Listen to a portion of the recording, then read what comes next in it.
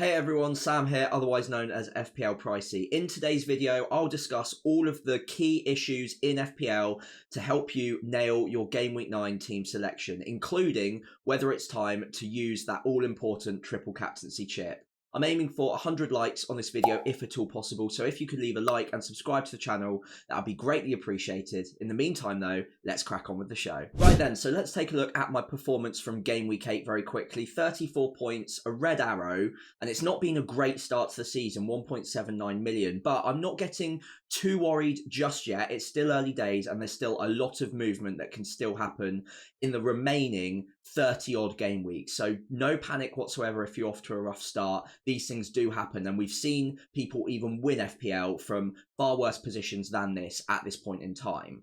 It is a red arrow though, very frustrating. Do let me know how you got on in Game Week 8 and whether or not you beat my score. I'm sure many of you did. Now, looking at the team in particular, I made 3 moves, 2 of which were broadcast beforehand. So in my team selection video for last week, it was Foden and Porro to come in for Diaz and Trent Alexander-Arnold. So that was pretty well explained beforehand. However, going into the team selection last week, we thought that Saka was very likely to play against Bournemouth. However, the rumours that were circulating pre-deadline seemed like enough doubt in my mind to take a bit of a risk going without him, knowing that against Bournemouth, he was maybe 50-50, maybe a little bit less than that. And then after that, he had a pretty rough run of fixtures, Liverpool coming up next. So I took a gamble because I did also want Son this week, if at all possible. So I made all 3 moves. So now I have no free transfer or no extra free transfers left, just the one for this week. And considering I got a red arrow, it hasn't really paid off so far, but no hits taken. So the damage was fairly light. Now, looking at the point scorers in particular, Foden not starting was a real kick in the teeth. But I did get lucky with the assist coming off the bench from the set piece, and he's just gone and scored in the Champions League and got 90 minutes. So I'm starting to feel a little bit more confident with Foden, and I did get lucky in Game Week 8. The Son assist, of course, was removed. He did score, looked brilliant. I was very, very happy with his performance overall. But of course, the assist that never was, I think the only frustrating thing is that it was given in the first place, because it got my hopes up. I didn't think it was an assist. I don't think many Son owners out there would disagree with the fact that the end result was no assist, but getting given it in the first place was a little bit frustrating. He also hit the post as well from a pretty tidy shot, so there were plenty of chances for him to actually really haul in the previous game week. And I do see the next 3 as an opportunity for people to use Son as maybe a stopgap and potentially some very good fixtures to get some decent points. But I'll talk about him a little bit more later on. The Porro situation is that I feel pretty happy with Porro overall. He was very advanced in the previous game against West Ham. No clean sheet. I think I've got to get used to that. It's not ever highly likely that Spurs keep a clean sheet. But he was way more advanced than we've seen him in previous game weeks, and it was definitely encouraging to see him in those positions. I think the attacking returns will continue to flow, and Spurs are top of the XG league, I suppose, if you want to call it that, so far this season. So very encouraging there. The Arsenal clean sheet failed again. That's 3 on the bounce since I wildcarded into double Arsenal defence. I think the first 2 of those game weeks were quite unlucky. Bournemouth, maybe a slightly different situation as well, because Saliba was red carded so early on. They had to play an hour with 10 men. So I don't want to obsess too much over that sort of data. I still believe they are a fantastic defence and they will come good eventually. They do have some pretty difficult fixtures to keep clean sheets in over the next 3. So Liverpool, Newcastle and Chelsea. But pressure does create diamonds, they say. So hopefully Arsenal, especially without Saliba as well, will be more defence-minded. They'll put a lot of effort into trying to keep out the opposition. And maybe they'll put the handbrake on a little bit and possibly we'll see a bit more of a sturdy performance to try and compensate for a stronger attack against them. However, that might just be me talking myself into a nice narrative. It has been frustrating. I do think they'll come good long term though, and I don't plan on using too many free transfers in my goalkeeper position or in my backline where at all possible. So I think for now they're a hold. DCL is really stinking up my team at the moment. A very frustrating own since I bought him on wildcard, but the data yet again was fantastic. 1.3 XG in that game. And I have to hand it to Muric. He made some incredible saves. And on another day, I think I've come away from that with a bit of a DCL haul. As it is, though, he's been incredibly worrying as a player to own, especially when there are other alternatives above and below him even in price that are performing much, much better in terms of actual output. Not necessarily on the data, but the output is there. And DCL's fixtures don't last forever. I'm just hoping in the next few, if I do hold him, that he comes good and starts reverting back to the average for the XG that he's creating.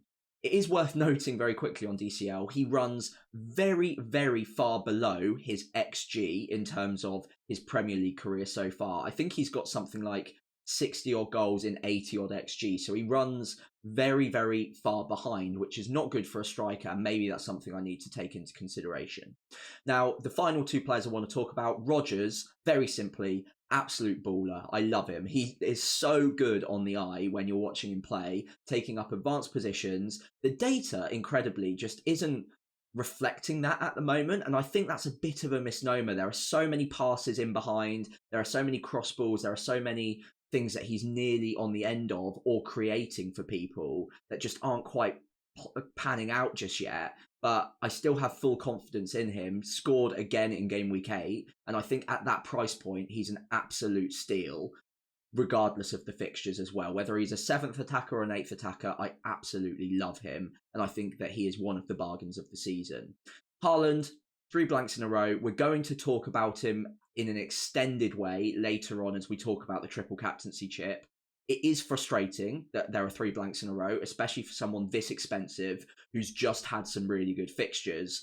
But all importantly, the next one is probably the easiest of them all, and that is Southampton at home. So we'll talk about that in just a moment's time. For now, though, that's my team. Let me know how you got on in the comments below, and let's move on to some of the key targets ahead of Game Week 9. Okay, so top of the list of key targets ahead of Game Week 9, across the board seems to be Son Heung-min. Now, a good performance, as I've already stated, in Game Week 8, and of course, him being back on the menu as a fit option after a couple of game weeks out will definitely raise some eyebrows.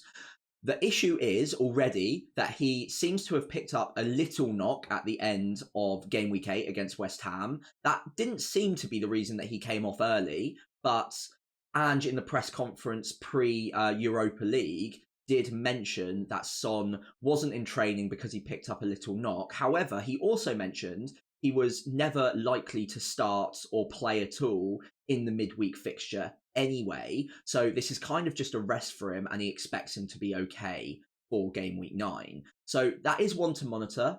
Definitely look out for it. But if he is fit, I think he's a fantastic buy. Now, Palace, Villa and Ipswich in the next 3, 2 of those teams are really struggling defensively. And Villa at home, who also have to handle Champions League. I think overall it's a great little trio of fixtures. Now, I think he's probably the best short-term premium mid out there. That doesn't mean you have to buy him. Of course, you don't have to buy anyone. But if you're looking for a short-term punt and you don't like Palmer, you don't like Saka, maybe because of injury doubts, maybe because of the fixtures, then Son does make sense. But you can also hold him for longer if you need to after this little batch of 3 fixtures. Now, Man City in Game Week 12 isn't ideal. He does have a good record against them for what it's worth. But after that, they also have a pretty good extended run of fixtures after Game Week 12 as well. So I still think he's a good hold after that if you really need him. So, moving down, we've got Jimenez and we've got Wood. Those are 2 strikers that are definitely on my menu at the moment because DCL is really stinking up my team. However, I do think it's worth being patient on some of these forwards, and we likely would have said the same thing about Jimenez or Wood at different times last season or even in this season as well. So I do want to maintain a little bit of patience. If it is a bit frustrating, then so be it. Jimenez, though, is on fire right now. 5 returns in a row. Really good data and definitely fixtures that are good enough to bring him in as a medium-term pick right now. The price is good. And the only question for me is whether or not the pick that you've already got in that position, that third forward slot, is enough of a priority to sell to make this move something that you need to do this week. The same goes for Chris Wood as well, by the way. I think the data's good. Obviously, the output is great, and he looks very, very talismanic for Nottingham Forest, who are also playing very well. The fixture's also decent. However, again, you don't expect these strikers' hot streaks to continue forever. They will be maybe at best a 1 goal in every 2 games kind of player across the season. They obviously look in good form at the moment, but let's not get carried away here. They are never going to be players that you need to rip up your team to buy. However, if you've got free transfers and you've got a spot in your forward line that you aren't convinced with, then both of these players are really good buys this week, and I would recommend either of them. Out of the two, I think I would just about land on Chris Wood, personally. The reason for that is because Chris Wood has a longer stretch of being in good form. That goes back to last season as well, and I think he's more of a talismanic pick than Jimenez is overall. Now, at the bottom of the list, we've got 2 midfielders. Garnacho is getting a lot of love in the community this week. I won't take credit for it, of course, but I did mention him earlier on in my transfer targets as a bit of a differential. Doesn't seem like a differential anymore, but the data's great, 0.49 XG per 90, and 4 90-minute matches in a row now. So he has gone under the radar until now, and people are starting to wake up to him a little bit with some really good fixtures to come. The final player is Phil Foden. Now, didn't start in game week 8. We've got not much going for him as a pick in terms of the form. However, starting midweek in the Champions League, whilst normally I'd look at that and think, oh, he might be a bit of a risk for the game week 9 fixture, I think Foden just genuinely needed the minutes, and to see him get 90 minutes, play well, get the goal against a team that, again, you'd expect City to beat, but it'll be quite a similar match, I suppose, against Southampton in game week 9. I think it was almost a bit of a case study to see how he's coping with the load. And he played really well, got 90 minutes. And I think as far as midfielders go, especially in that sub-premium category, he is still a good buy for this week. However, I would be mindful of the fact that he is going to be a risk pretty much every single week, including this one to start. The upside is no doubt there against a very weak Southampton defence, though. So if you do have spare transfers and you do want to take a bit of a gamble, then Foden definitely has the upside to pay off if you want to go that way. So on to some of the key movers out ahead of game week 9. The top of the list is, of course, Bukayo Saka, who missed game week 8 with a bit of a knock, and still wasn't in training earlier this week either. Now, Arteta also mentioned, quite helpfully, pre-Champions League match, that he still wasn't training and was definitely a doubt, and I think he even said unlikely to play against Liverpool in game week 9. However, inside sources since that quote have come out and said that actually that's a bit of a lie or a fib to kind of throw Liverpool off the scent, and that he is actually, as it stands, quite likely to play against Liverpool. Now, all of these sort of mind games, either way, it's hard to trust at this point with Arteta and with Arsenal, because different conflicting rumours come out pre-deadline. You never really know what the truth is anymore. And I think with Saka, the important thing to remember is if he's anywhere near fit enough, Liverpool is a huge game. So he's going to be very likely to start if he's even close to being fit enough, because he's so important to the way Arsenal play. And Arsenal have drop points. They can't afford to go, I think it would be 7 points behind Liverpool if they drop points or lose against Liverpool this weekend. That is a big gap this early on. So they're not going to want to risk losing that game, and they're going to want to put out their strongest possible 11. So, is Saka a sell? I think, given the fact that we have no real information on whether or not he'll start at the moment, and the next 3 fixtures aren't great, if you've got several free transfers and you're not really too bothered by the rest of your team, then it does still make sense to get rid of Saka for a few game weeks and maybe look at bringing him in around game week 12 or 13. However, it is also worth noting that if Saka is fit for Liverpool, and indeed the next 2 after that, he can absolutely still perform very well and still haul. So he's never a priority sell if he's fit, but do keep your ear to the ground, of course. After that, Dominic Solanke, just a quick word on him. He's not injured or anything, but it has been a frustrating couple of weeks with very few chances for the Spurs striker. It really does seem like feast or famine with him at the moment, and it definitely seems to be a bit of famine in the last couple of weeks. The Richarlison return as well might mean that eats into his minutes just a little bit. We saw that in game week 8, of course, but I do still back him to come good over the next 3 fixtures. We've talked about it with Son, some good fixtures to come. And I still think that there are those feasts on the table for him. It's just, I think the last couple of game weeks he was used as almost a decoy runner and someone to hold up the ball. We have seen him take up the other position, which is very much talismanic striker who hogs all the big chances, already in a Spurs shirt. So I think we're likely to see that in at least 1 or 2 of the games to come, but it is one to monitor. If he continues to disappoint, then he's got maybe not too long to live in my team. Now, after that, Saliba is, of course, out for game week 8, but he does come back after that. I think if you're able to bench him for this week and you've got enough cover, then I still don't mind holding him long term. I still back Arsenal defence to come good. But maybe there's an opportunity here to get rid of him, even if you could cover him and put him on your bench for this week, because his goal threat has been very low. And maybe you could look at shifting to another Arsenal player or a different combination. So you could look at double Arsenal attack and 1 defender if you've got double defence. You can mix it up a little bit by taking this as an opportunity to get rid of 1 Arsenal player for 3 weeks. And then when you want them again, when the fixtures turn good around game week 12-13, you could maybe look at bringing in Havertz alongside Saka or Gabriel if you don't already have him. So there is an opportunity there, although I don't think he's a priority to get rid of if you can cover him off for this 1 game week. Finally, Luis Diaz, benched again in game week 8, so that's twice in a row, and I just think for me now, it's way too much of a risk now in terms of whether or not he'll start matches to know for sure whether you can rely on him in your team, and for me, he's a definite sell.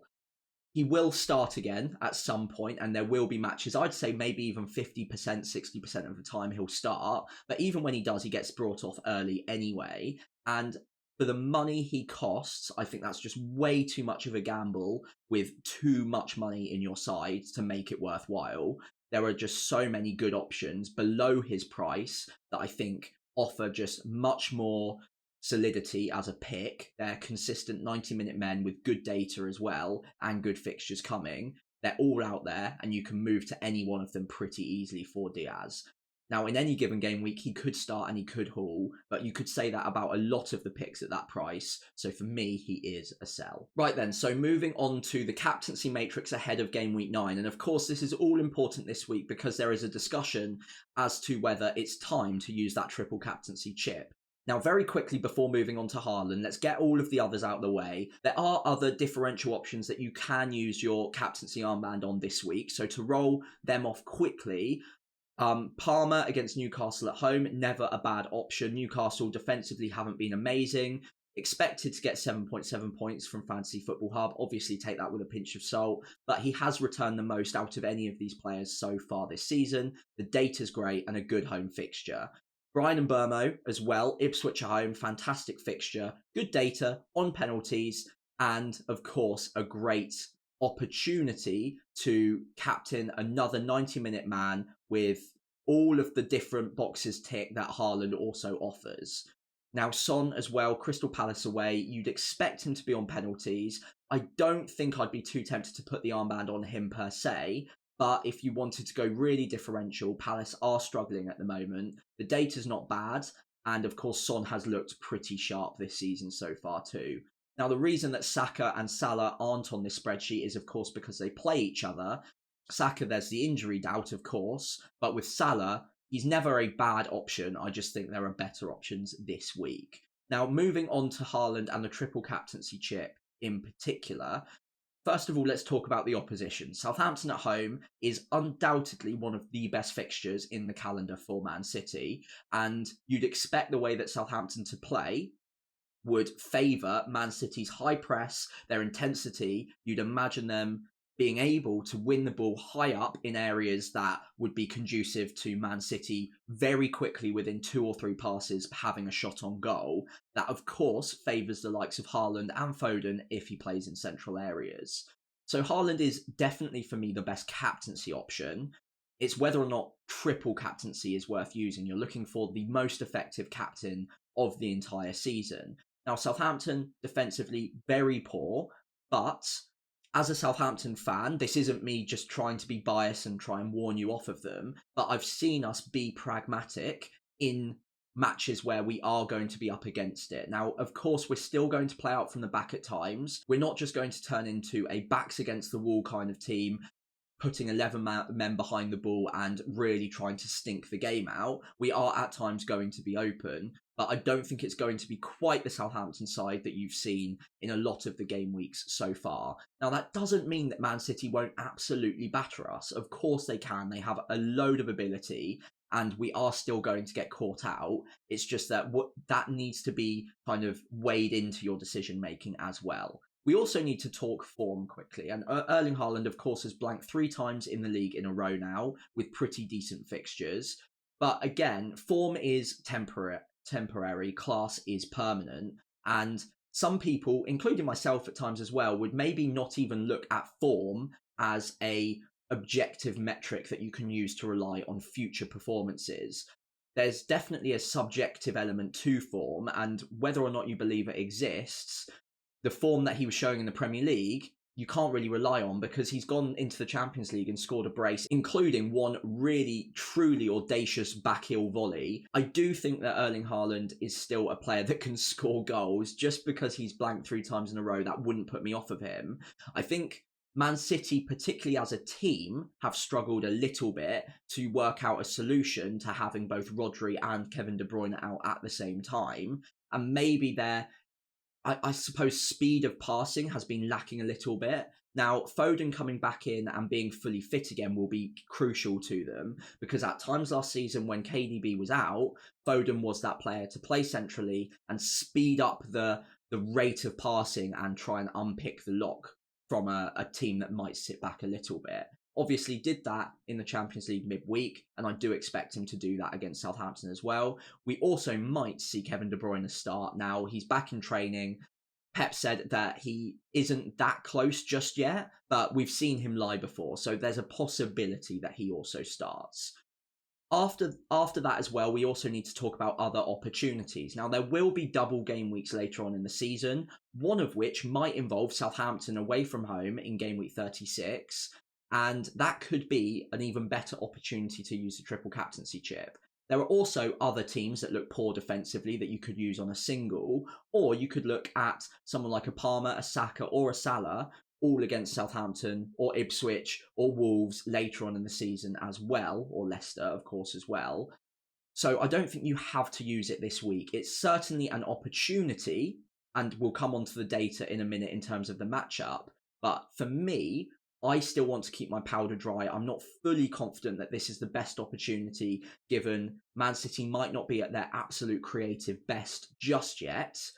And I think that at times later on this season, it will be handy to have it up my sleeve to use potentially in a double game week when others might have used it in a single, or to target a midfielder like a Palmer who's on penalties, 90-minute man, great data against one of these weak oppositions as well, where I think, and again, this is more of a gut thing and not truly objective, but I think the chance of getting a real explosive haul for a midfielder like that is higher than an Erling Haaland, where he needs to get a hat-trick to get into that territory of 16, 17 points. With Palmer, if he gets 3 goals, we're already looking at an absolute mega haul. Now, of course, it's less likely he gets that 3 goals, but we've seen him do, I think, mega hauls 3 or 4 times in the last season, and he's only been a Chelsea player and a regular starter for a season. So I still think that there are opportunities later on. My decision will be no, I'm not going to use a triple captaincy chip, but whether or not that means you will is a completely different matter, and hopefully the arguments I've presented both for and against are helpful to you. Before we move on to my team selection, let's take a quick look at the data for the matchup just to see whether or not that tempts you even more to use the triple captaincy chip. Okay, so a bit of a new segment for this week, and I'm going to have to credit Rob T FPL on Twitter with this graphic. Absolutely incredible job he does every week. I asked him very early on this week whether or not I could use this graphic, and he was very happy for me to do so. So thank you so much, Rob. I really appreciate that, and hopefully this is something I can use from this point on to help with our decision making for FPL and the team selection. Now, the one team I really want to focus on this week is, of course, Man City up against Southampton. And what you see on screen here is the bookies odds with projected goals and clean sheets sort of baked into each matchup. Now, the Man City-Southampton fixture, the bookies are expecting, on average, 50% for a clean sheet. So 50% of the time, if we played this game 1,000 times, 50% would be a Man City clean sheet. So very promising if you're looking at a Gvardiol or a Lewis. But more importantly, for a triple captaincy point of view, 3.35 goals on average for Man City at home to Southampton. Now, that is the joint highest predicted goals on this spreadsheet all season so far. I think the other one was Man City at home to Ipswich, where, of course, Erling Haaland hauled. So that is very promising for people who are looking to triple captain Erling Haaland, or other people who might have Man City attacking assets elsewhere. Now, Man City's share of goals is definitely in favour of Erling Haaland, but he doesn't get every single goal that they get. So I would say maybe 60% of the time, he's the one on the end of Man City goals right now. I haven't crunched the exact numbers, but it won't be something anywhere near 100%. It will be more around the 50 to 70% mark. With that in mind, 3.35 goals on average, if you bake that in with a 50 to 60% chance that Erling Haaland scores them, how many returns are we actually expecting? And I think we're probably expecting, I would say, to be on the maybe less cautious side, we'll go with 2 returns. Now, if you think that that's enough to use the triple captaincy chip on, and it absolutely could be 2 returns for Erling Haaland on average is a decent haul, then this is potentially the week for you. For me personally, I think especially with double game weeks in mind, I think I can get slightly more out of either him or another player than 2 returns on average across a double game week. So I think I'm personally going to swerve it for this week. But this is just an average. Man City could easily score 5 or 6 goals. And if Erling Haaland's even involved in 50 to 60% of those, he could be involved in all of them, by the way, of course. But if he's involved on average in 50 to 60% of them, he could massively haul as well. So it's definitely a good option to use the triple captaincy this week. I would not try to put anyone off of it.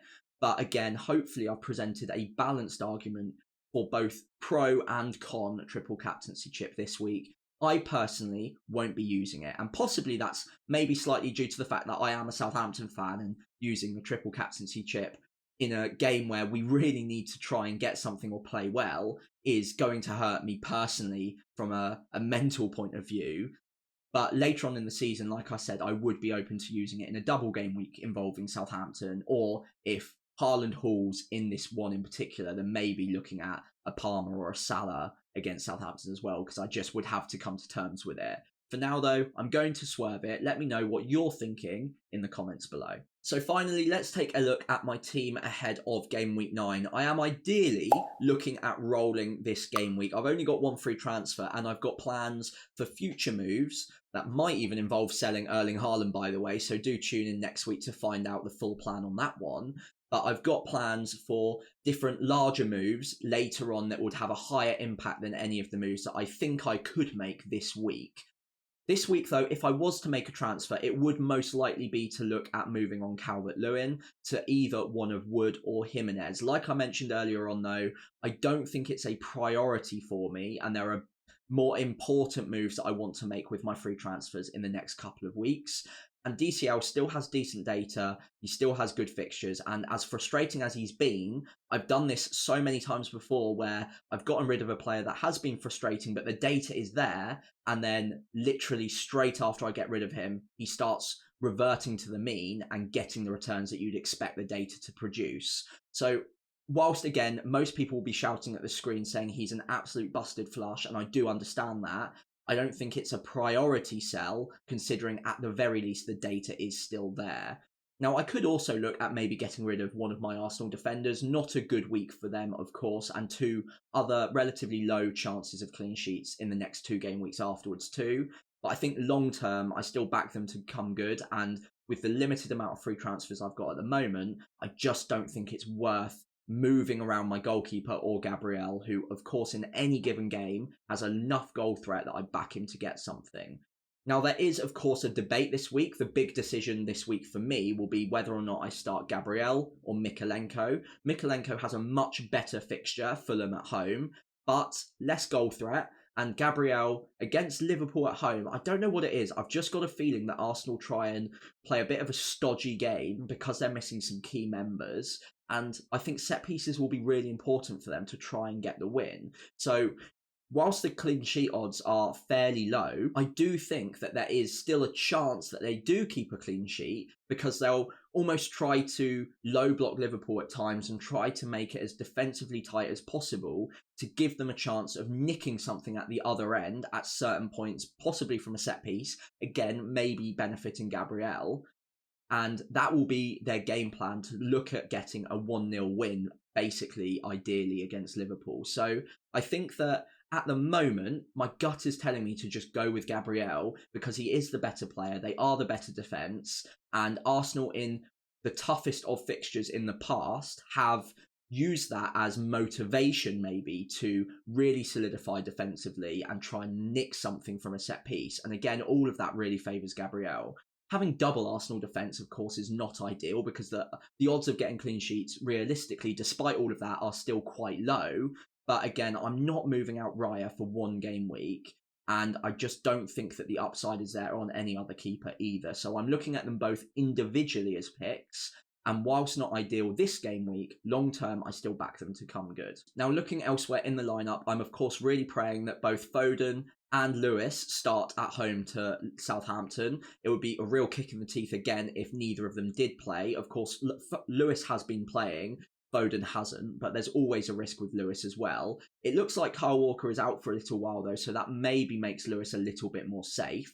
But again, whether I bench Gabriel or Mykolenko, either one of them could come on for Lewis if he wasn't to play, so I'm okay with that. And I do think with Foden in mind, there's a very good chance of him starting now, considering how he played in midweek. And some of the quotes that Pep has given on him are suggesting that we're seeing glimpses of the Foden of old. So fingers crossed. It is a risk, but I do think the upside is there, and I do personally think he will start this game week. Now, having triple Spurs and triple City might seem like a lot, and it definitely doesn't quite sit right with me because it's throwing a lot of eggs into just 2 baskets, but I've already mentioned City. They've got good fixtures for the next 3 game weeks, and Spurs are very similar, good fixtures for the foreseeable, and I do think that hopefully those good fixtures will bring with it a batch of returns for these players. So it's kind of, I guess you call it an all or nothing kind of week. And every week that I have 2 triple ups, it always will be an all or nothing because